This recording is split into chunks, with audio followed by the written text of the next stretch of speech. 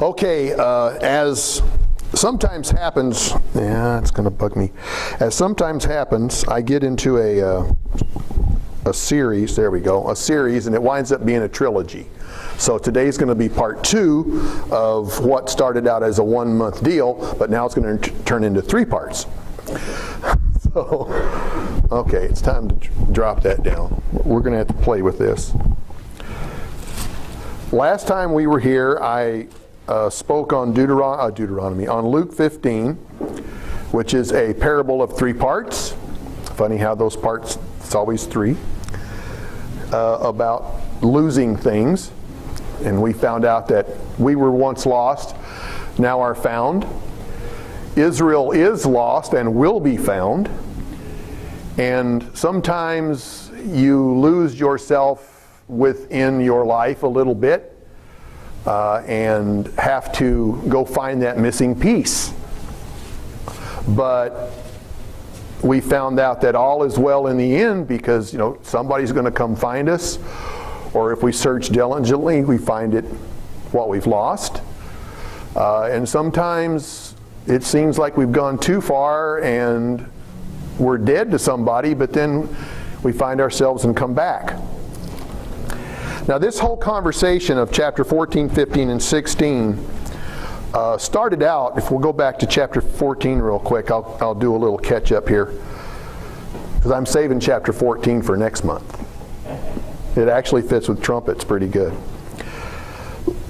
In chapter 14 of the book of Luke, as it so happened, Christ went into the house of one of the rulers, which is a Pharisee, to have lunch. And the Pharisees that were there watched him very closely because Pharisees were a bright group of people, highly educated. Most of them were very rich, influential. And they got there because they worked very hard to get to that point, even to the sacrifice of the Sabbath, probably on many occasions. So they were watching him to see what he was going to do. And of course, this whole conversation takes off and takes up 3 chapters in the Bible. So Christ healed a man with dropsy. Now dropsy is let me see if I can find. Dropsy is a condition where water is retained in the body. It's not a disease, but a symptom of a disease. So he healed a man who had dropsy, and Jesus knew what the question was going to be. Why did you heal that guy? It's, you're working on the Sabbath type of thing. So he asked the folks, is it lawful to heal on the Sabbath? And of course, that puts the Pharisees in a tough place because to them it was. They were strict law keepers, and you read the Bible and you find out it's not. It's okay to do certain things, and yet down through the ages, from Moses forward, as we all know, the sages, if we want to put those in quotes, had dissected the Bible to a point where it was all based on man's tradition, and most of it was oral. It wasn't even written down. And what was written down was confusing. Then it had to be redissected and rewritten. And, I worked, as most of you know, for a Jewish community center for several years before I just retired. And they live on their tradition. And they're proud of living on their tradition. And so were these people. And they had become very rich by using those traditions because it helped them control lesser classes of people.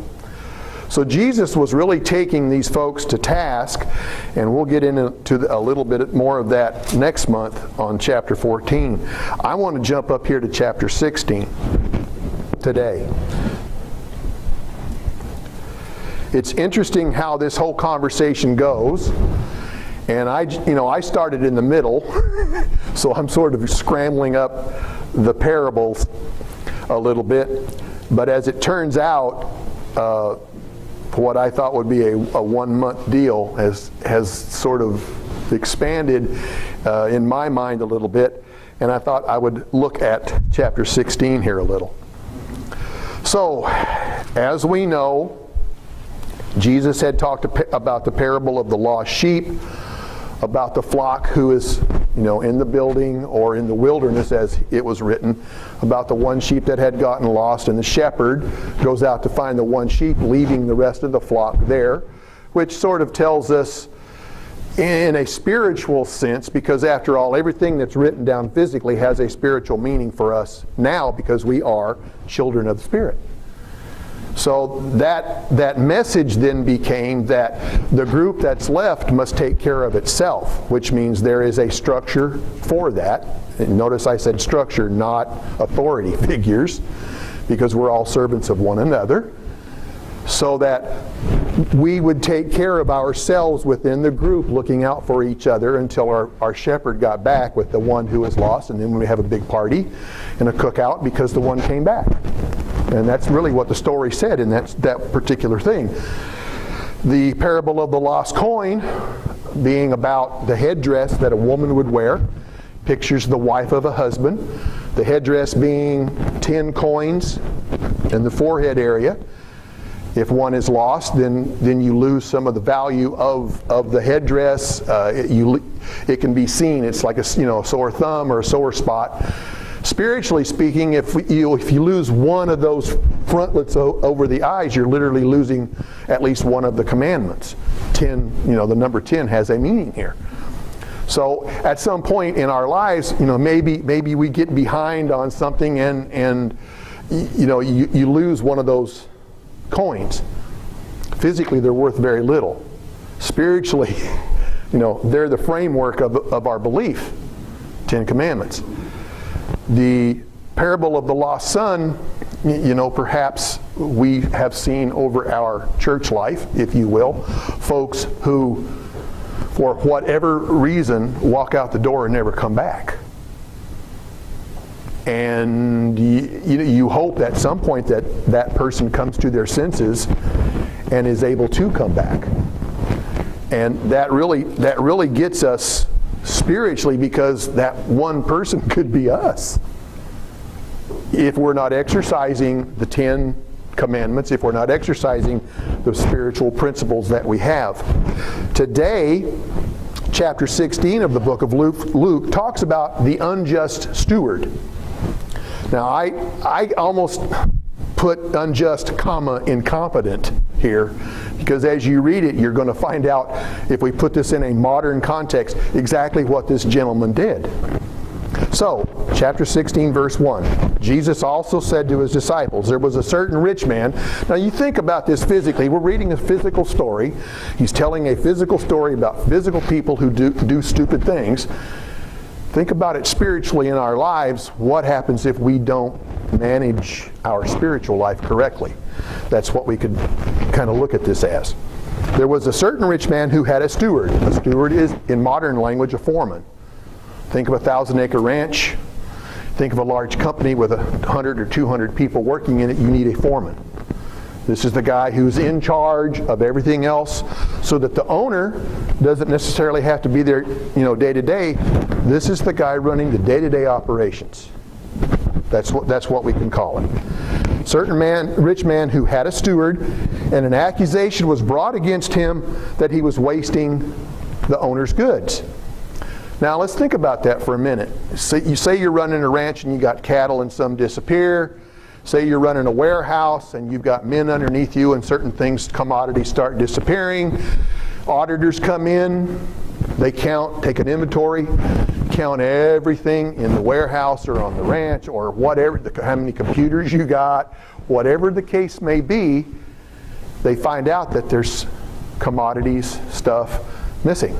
That's what's happening right here, right now.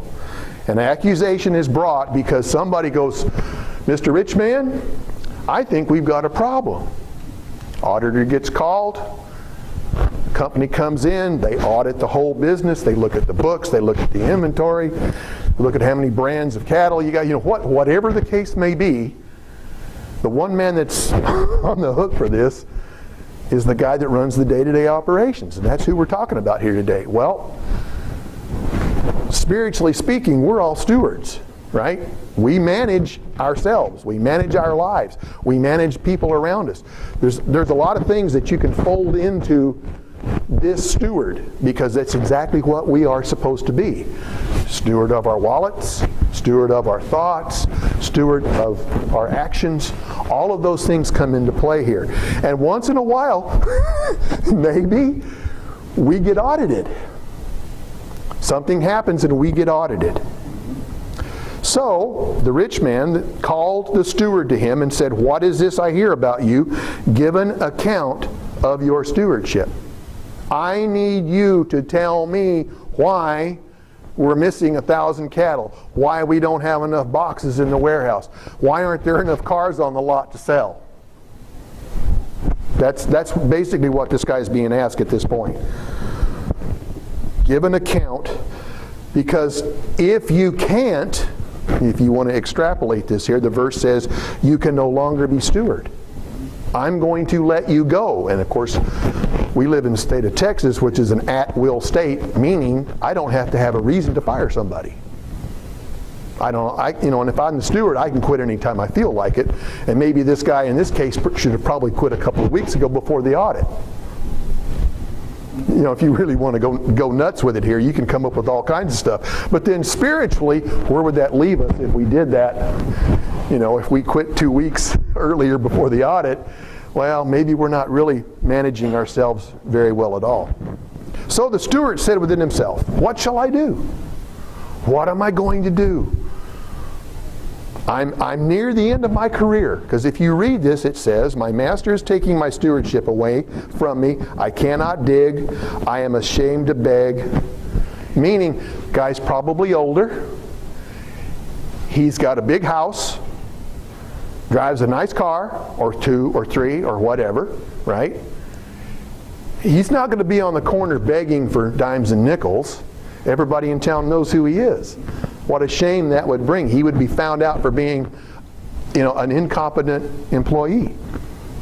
So he says, I resolve myself what I'm going to do. Putting it in modern terms, he says, I'm going to go to the people that I've lent to and collect back. That's basically what he's going to do. So in verse 5, he says he calls every one of the master's debtors to him. Now, let's break off real quick here and go to Leviticus 25, because I think we're going to see a clue as to what this steward did to make him unjust. To me, it also makes him incompetent, because he thought he could get away with something that lawfully he wasn't supposed to even try. Leviticus 25 and verse 36. We'll start in verse 35. It says, "If one of your brethren becomes poor," now notice the word brethren, we're not talking about strangers, we're not talking, you got to put your mindset, you're in Israel in the day.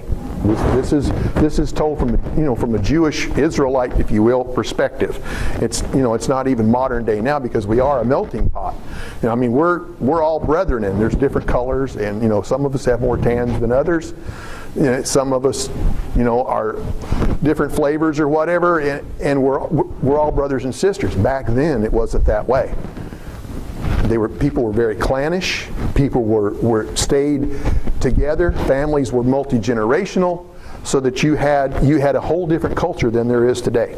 So, if verse 35, Leviticus 25, "If one of your brethren becomes poor and falls into poverty, then you shall help him like a stranger or a sojourner, that he may live with you. Take no usury or interest." In other words, don't charge the person interest from him, but respect your God, that your brother may live. The person that's being loaned, getting the loan, needs it. It's just not, it's not for any happenstance at all. There is a dire need here. This person has lost a job, 3 or 4 payments behind on the mortgage, whatever, kids are going hungry, whatever the case may be, the person who needs the loan is in dire straits. And it's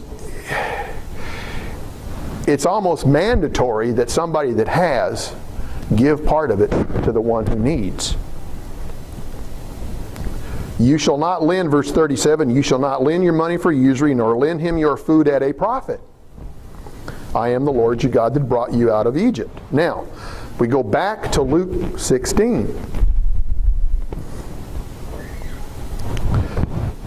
Verse 5, the steward now calls the master's debtors to him. So we know that the steward has loaned commodities or sold commodities or whatever the case may be to countrymen.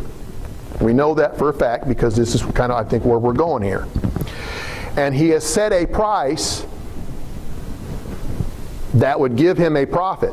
Now this profit could be interest, it could be commission, or it could be an inflated price so that some way so that inflation comes back to the steward into his pocket. That's what we're talking about here. That's why it's called an unjust steward. But to me, he's also incompetent because he hasn't collected. Why didn't he collect it before the audit? See, we have a problem here, and this can crop up in our lives spiritually. We get behind spiritually so that we become unprofitable, and then we try to do something weird to catch up. So this guy's kind of, he's got some things going on in his life. So now he all of a sudden, in order to pull himself out of the fire, he comes up with this bright idea. He says, "How much do you owe my master?" to the first person. Now there are, it looks like there are several people involved here who owe money. So he says, "How much do you owe?" And the first one said 100 measures of oil. Now I've got a note here that one measure is 8 or 9 gallons. So let's add that up. 100 times 8 or 9 gallons, we're talking about 900 gallons of oil. Olive oil, pressed in a container. That's a lot of money. That's a lot of money. Then and now. Just think how much that is when you go buy your liter and a half of olive, the olive oil we buy at Sam's. It's almost $20. So imagine how much money that represented to that owner, that rich man, who's looking to collect what's owed him. Well, now we know that the steward has inflated the price. How much do you owe? 100 measures. So the steward says, "Take your bill." So now we know that an invoice has been written, which is going to happen. Normally in business, an invoice has been written. It's going to have, paid in full, deduct 2%. And if you've seen a bill, that's a lot of times if you pay in full within 30 days, you take 2% off. That's normal business. Well, down at the bottom, there's probably going to be an interest charge. There might be a commission charge. What the steward says, subtract that off and pay me back 50. So how much did he sell to begin with? 50. What was he trying to get back? 100. Unjust, maybe incompetent. How many times do we get ourselves in a wang spiritually where we're trying to scratch that bill off and correct it? That's kind of what we need to look at here today, because we're Christians and we're working ourselves to have spirit bodies, the Spirit's within us, and we work in a spiritual realm instead of a physical realm. Okay, so take your bill, set it down, and write 50. Then he said to the next guy, "How much do you owe?" He said 100 measures of wheat. Now, a measure of wheat is 10 or 12 bushels. So we're talking between 100 and 120 bushels of wheat. I don't know how much a bushel of wheat goes for today, but it had to be worth a lot of money to that master who wanted it back. The steward said, "Take your bill and write 80. Pay me 80 and it pays the bill." That's a 20% reduction. The guy with the oil got a 50% reduction. Now notice, here's the crux. Verse 8, "So the master commended the steward because he had dealt shrewdly with the customers."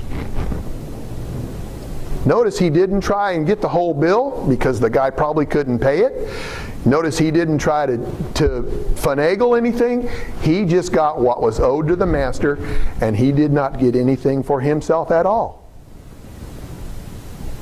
Now, if you think about that spiritually, if we really mess up and we get caught, and then we go back to God and say, "I'm sorry, how do I rectify this bill?"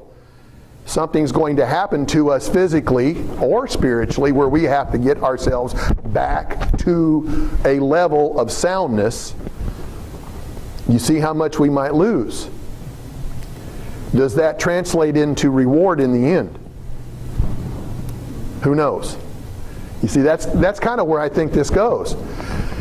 The steward didn't make his commission, didn't collect any interest. There was no profit. But he managed to keep his job. Sometimes we get ourselves into the exact same place where we get into a spiritual hole, and we just might manage to get ourselves out of that hole enough to keep our job, which is the reward of eternity. Maybe in the end, the place that was prepared for us might be given to somebody else and we take a lesser position. Don't know. But I think this is what we're trying to be taught here by this parable. This is a worker. This is a converted person in the church. This person messed up. But he acted shrewdly, monetarily speaking here, to get himself to a point where he got back in the Master's good graces. Sometimes I think we have to do the same thing spiritually. There are times in our lives, and I speak personally, I know for sure this happens, because even as long as I've been in the church, I know I've messed up, and I know I need to repent, and I know that I am going, if I don't, I'm going to lose a whole lot more than I might if I pay the debt off and come back. And I really think that's what we're trying to see here. The interesting thing is the rest of the verse, because I think this is a lesson also. The master commended the unjust steward because he had dealt shrewdly. Then he continues to say, for the sons of this world, in other words, unconverted people, are more shrewd in their generation than the sons of light. Now, broadly speaking, stereotypically, if you will, generally, is a generalization, people in the world are better at money than we are. And that's what we're talking about here. In other words, this gentleman messed up physically. That's all they ever knew was physical. They never thought about spiritual. They never thought about motives. As long as they didn't sin, they were okay. Well, God is trying to tell us a different story here. But he's making a point that we can learn from the world in how to conduct business if we do it in the right way. Notice, Pharisees had a love of money. They made themselves wealthy. They did it at the cost of other people. It was gain to them, and they were proud of what they did. God is saying it's okay to use money, but don't expect to profit. That's why we went back to Leviticus to read what the law was. This gentleman was dealing with Jews, expecting to make a profit. He says, worldly people do it all the time. That's how they get away with making a living. You could learn from that physically, but don't do it spiritually. Don't try and cheat yourself into the kingdom. It may be a little hard to put together, but we can be wise, worldly, and use the gifts that we've been given shrewdly without cheating. And the profit then becomes not today, but everlasting. Imagine using the one gift in Matthew 25, in the parable of the talents. The gentleman that got the one talent went and hid it, right? Buried it. Said, you're an austere boss, I was scared of you. Imagine using that one talent and dealing with it in an honorable, profitable way without cheating, how much he would have been blessed. This gentleman here, this steward, learned that lesson. He learned it monetarily. We're learning it spiritually. So in verse 9, Jesus says, make friends for yourselves by unrighteous mammon. Notice this. It's a weird comment. Use your physical gifts. Use your physical talents to better your life. But do it in a way that you make friends on the outside. That's a lesson we can all learn. Now, how did they do it back then? Well, a landowner left the corners of his field without harvesting so that the poor people could come and glean. And there was probably ways in which they made donations in the temple. There were probably ways that they could give to poor families, help families out. We do the same thing today. Granted, some of it's done by the government. We pay taxes. Some of it's done in other social ways. But have you ever given to a food bank? Gone to a sandwich shop or gone to a soup kitchen and helped out behind the counter in a way that helps poor people? Those are the physical things that we can do that gain us friends in the world. They recognize the face. It also builds rewards in the kingdom because we're getting out of ourselves to try and help somebody else to better them in this life. There's a lot of people that need help today. A lot of people. And once you give that first check, you start getting all kinds of stuff in the mail. We know. we know. But it's one thing we can do, Helen and I, so that we help people in our community. Just write a check every 6 months or whatever the case may be. We help out the Dallas Food Bank. It's not much. Being retired now, I'm on a fixed income, so it's not like we got a lot extra. But it's something we can do physically that sort of teaches a spiritual lesson. It might mean get on your knees and pray for somebody. There, like Johnny said, there's a list back there. Go back and take the notes. Get on our knees and pray for the people. Father, help them out in their dire need.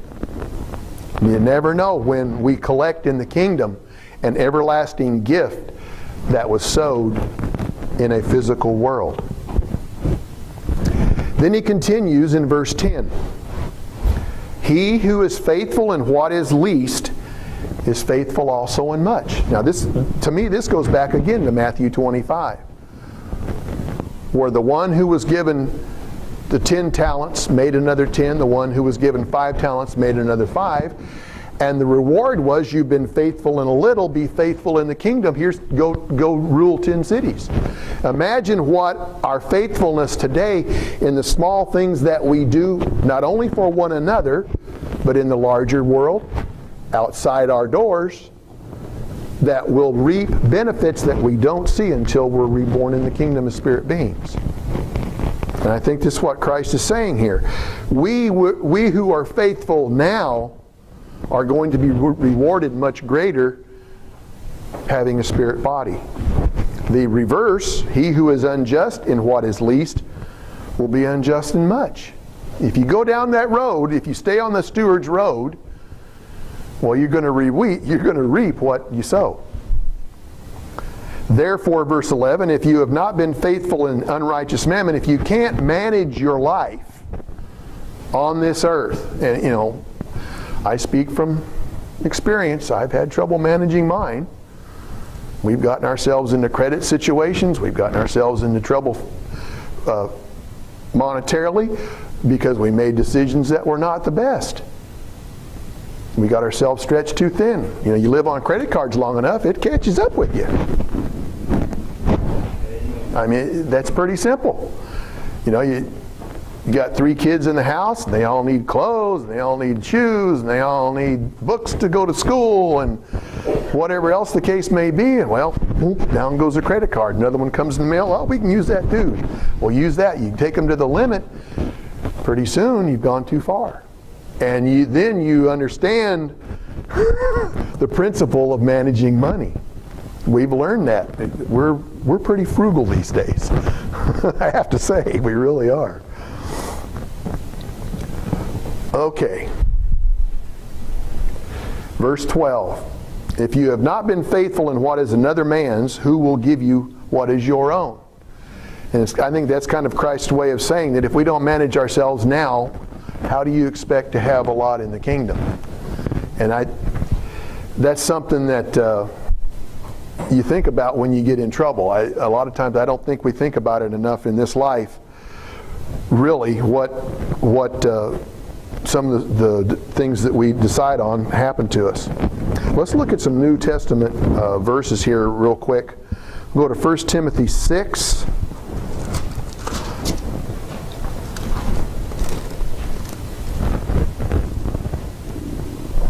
In verse 6.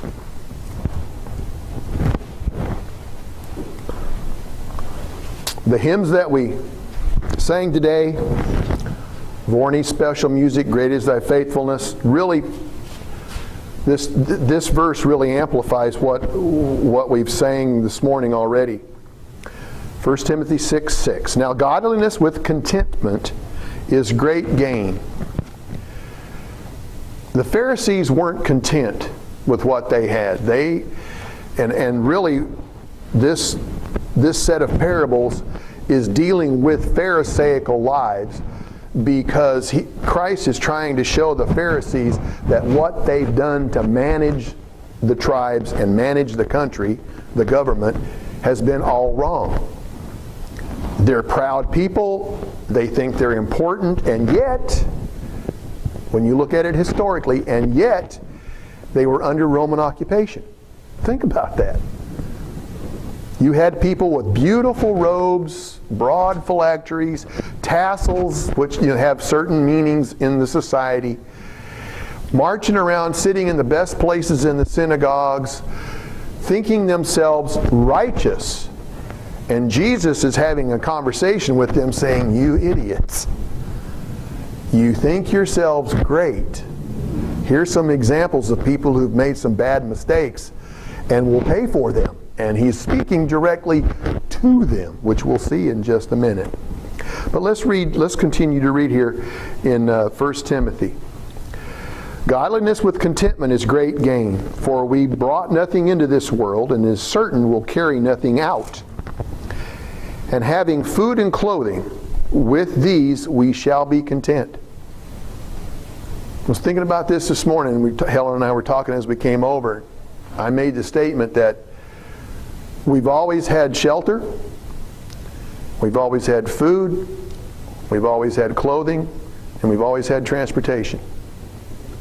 There were times when we didn't have much money. There were times when somebody had to bring us a bag of food to eat and help out. But God has always provided for us. I don't know if I would. I don't know that I'd want to be rich. Let's put it that way. More comfortable, maybe. Because there's always that, that what if that you look at your bank account and don't know if you can cover it. But, what if you win the lottery and you got $600 million in the bank? What kind of person is that going to make you? Are you going to manage your life any better than you manage it now? Are you going to look outside yourself and help people? Are you going to quit going to church because you've got all this wealth? I mean, you start asking the questions and finding out about what's up here, the seed that has been planted, and I come to the conclusion that I really don't want it. I mean, physically speaking, if I could, I've got plans about having property and houses and a shop out back, so my son and I could work on old muscle cars. I mean, that's one of those pipe dreams that you think about. But if it never happens, is it going to break my heart? No. Is it going to affect my life? No. My life is with God. My life is on this earth as a priest in the kingdom of God. Maybe I'll drive a spiritual muscle car in the kingdom. It won't need any work. It'll be perfect. Maybe the rewards, my 66 Fairlane will actually be running by then. We'll see. For those who don't know, it's been sitting on jack stands for 8 years. It's one of those that never gets finished. But let us continue here. But those who desire to be rich fall into temptation and a snare. In other words, if you put that first, if you put riches first, if you're a Pharisee and you want the power and the wealth and the prestige and the importance, you will fall into snares and foolish and harmless lusts will drown you in destruction and perdition. That's really why I don't need it. Maybe someday in a pipe dream, it'd be fun to try. Not now. Not now. Not anymore. Because verse 10, for the love of money, putting money first in your life, having 3 and 4 jobs, trying to buy the big house, having the truck, the car, the boat, the jet skis, all the other things, being an important person on the city council, making decisions, having people look up to you. Oh, that guy's important because he's rich and he's got a big house. ... The love of money is a root of all kinds of evil, for which some have strayed from the faith in their greediness. See, we're talking about the steward. The guy who was supposed to know how to handle his job. Which for us means we shouldn't worry about it. If we've got here food and clothing, we should be content. Helen and I have never been homeless. We've never gone hungry. We've never had fancy cars. But we've always had everything we needed. God has provided everything we've needed. And for that, I think we've basically been content. We don't need anything else. What would we do with it? You only wear 1 pants at a time. Drive 1 car at a time. We got 3. The little red one sits out there 3 and 4 weeks before we drive it. I mean, that's a blessing for us because, we've got 2 old cars that we drive around during the week, and then we have that for the weekends. And it's a good car. It's got a warranty on it, and if we need work, you just take it in and have it fixed. That's a huge blessing, which we're very grateful for. But otherwise, we'd be driving, cars got 150,000 miles on it, and dents and dings and everything else. Paint falling off. That's the stuff we drive every day, which is perfect. For the place we live and the area that we have to drive around in, God has blessed us with the perfect cars to drive. We don't care. So we see then that we can get ourselves into a ditch if we're not careful about how we run our lives. Let's also go over here to James chapter 1.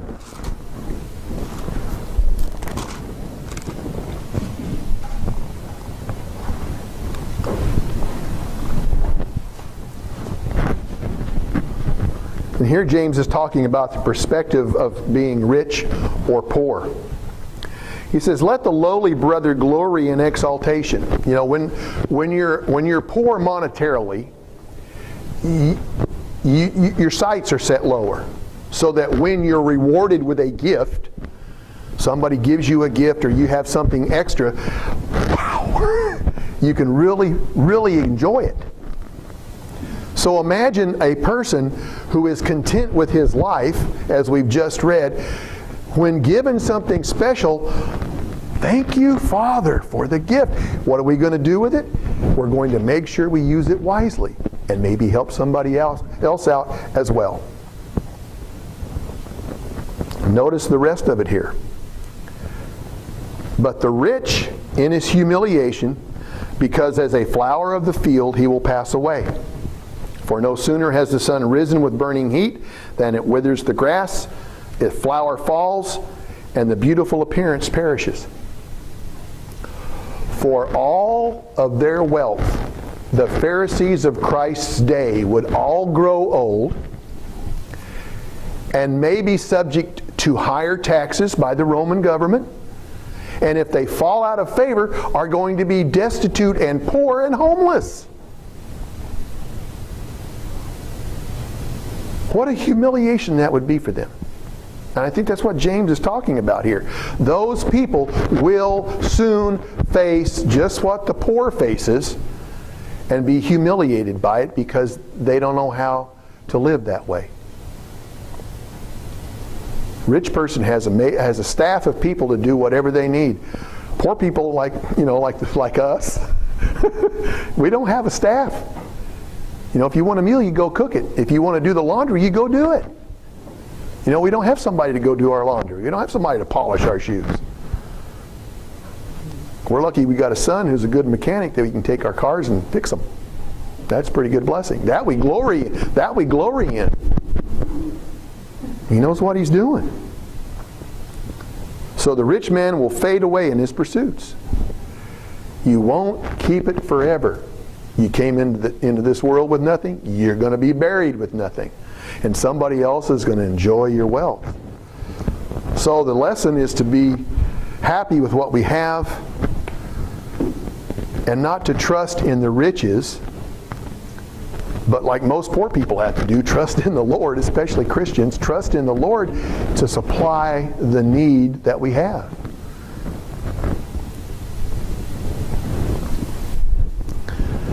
Okay.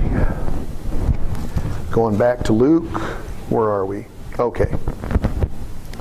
Let's go back to Luke 16 and verse 13.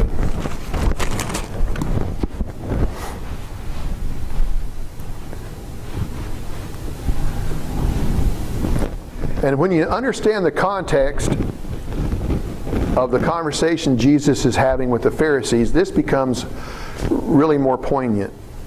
No servant can serve two masters. For the steward, it meant that he had to make a choice. The steward was a steward. Spiritually speaking, he was in the church family. He was doing well. He was profitable for his boss. His problem came when he decided to make a profit for himself and not his boss. Because really that's what got found out. He had done a side deal to a cousin or a nephew or a brother or whatever, done it on the side maybe without the master's full knowledge of what he was doing, and he got caught because he had not collected, because the person had not repaid. If the payments had been made on time, probably nobody would have been the wiser. But the payment didn't get made on time. It was overdue. It was inventoried, and he was found out. And then he had to scramble to catch up,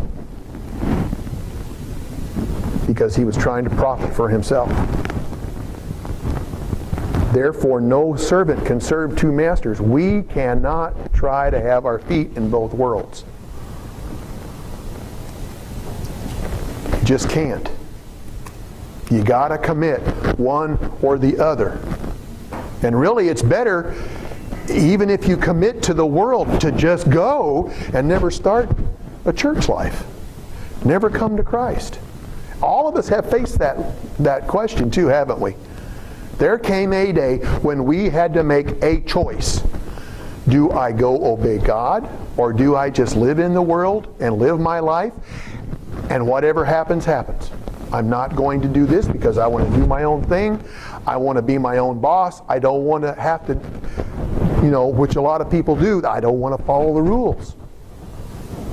No servant can serve two masters. For either he hates one and loves the other, or else he's loyal to one and despises the other. Imagine trying to be a Christian and dabble over here and make a side deal.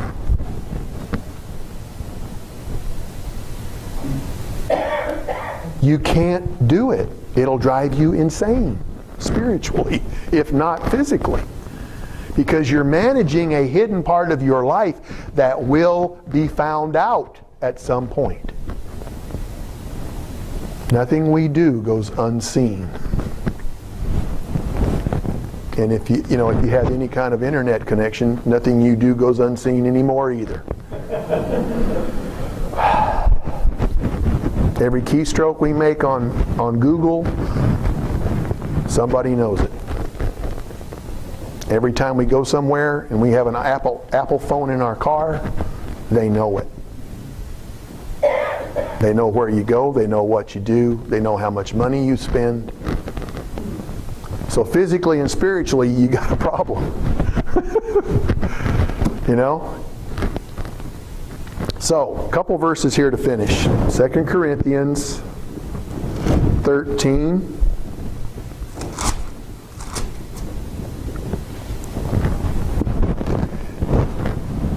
Second Corinthians 13 and verse 11.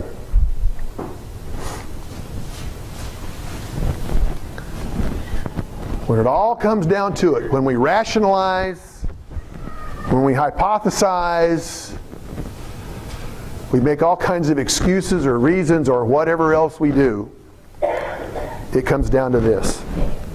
Finally, brethren, become complete. If you've committed to this way, complete the work. Complete, be mature, be perfect in your ways. Be of good comfort, be of one mind, live in peace. If we're content with what we have, if we're trying to help others, if we're living our lives as an example, if we're answering the questions when asked, that's a peaceful way to live. We're not trying to get ahead in the world. We're not trying to impress anybody. We're not trying to be boss. We're just trying to live a quiet, peaceful life. And notice the rest of the sentence, and the God of love and peace will be with you. No war, no more war going on. You know, when you go back and read Romans 7 and you see the war that Paul fought in his mind about trying to do good, and the carnal nature within him wanted to do bad, you can imagine the conversations he must have had in his mind. And don't we all? Don't we all? If you do that long enough, it'll drive you nuts. It really will. You can't compete in both worlds and succeed. And finally, in Romans 12,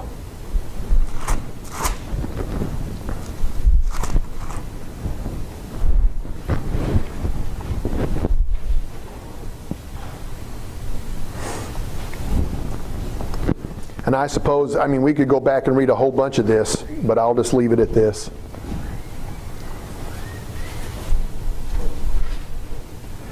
Romans 12:18. If it is possible, and really I think that's one of those statements, that a generalization, that it's not always possible, because we get, our carnal nature comes up from time to time and gets in our way. But as much as we can overcome our carnal nature, if we want to add that in there, as much as depends on us, how well we're functioning spiritually, if you want to put it in there. Live peaceably with all men. When the cop stops you and gives you a ticket for speeding, don't argue with them like the lady did and then she hung herself.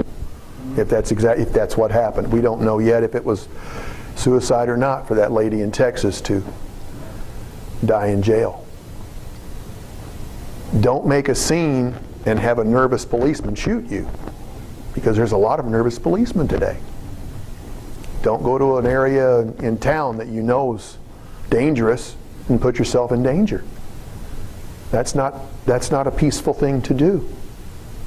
We can go on and on and on physically. Spiritually, it's the same thing. Don't get ourselves in a situation, and I'm speaking to me too, trust me. We can't afford to put ourselves in spiritual situations where we'll have to dig ourselves out of a ditch.